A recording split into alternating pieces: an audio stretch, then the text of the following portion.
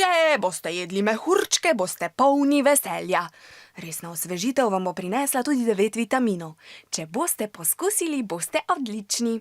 Pa je vse to res? Z oglasi, tudi tistimi, ki oglašujejo izdelke polne sladkorja, soli in maščob, pa ni nič narobe, če vemo, kakšna je vloga oglasa in oglaševalcev. Hočejo doseči, da čim več mi kupimo, da oni zaslužijo čim več denarja.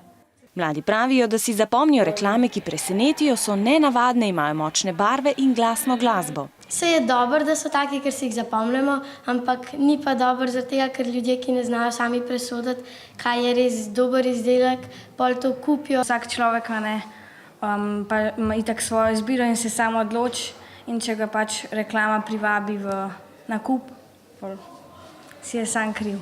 Pravila oglaševanja hrane, ki je namenjena otrokom, so zapisana tudi v posebnem dokumentu v Slovenskem oglaševalskem kodeksu, ki velja za vse oglaševalce. Dokument pravi, da vas oglaševanje ne sme spodbujati k slabim prehranjevalnim navadam, a za kršitve ni določena kazen in tudi zato se ga nekateri oglaševalci ne držijo. Prepovedala jih ne bi, ker je dobro, da vemo, kaj se dogaja. Tudi če je oglas ali pa če ga ni, še zmer osebe ne bo prepričal, da bo jedel ali pa da ne bo. Ampak zdi se mi pa, da to s tem pretiravajo, da bi lahko te res bistveno zmanjšala.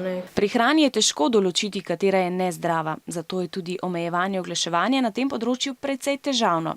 Strokovnjaki iz oglaševalske zbornice pravijo, da bi bilo oglaševanje nezdrave hrane možno prepovedati, a težko bi oglaševanje nadzirali na spletu. Vedno oglaševalci tudi najdejo nek nov način.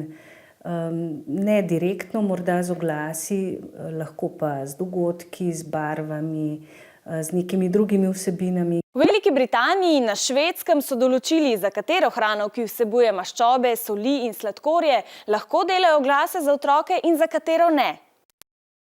V Norveškem razmišljajo, da živil z veliko sladkorja in maščobami sploh ne bi dovolili oglaševati. Pri nas takih ukrepov ni, je pa strogo omejeno oglaševanje v šolah.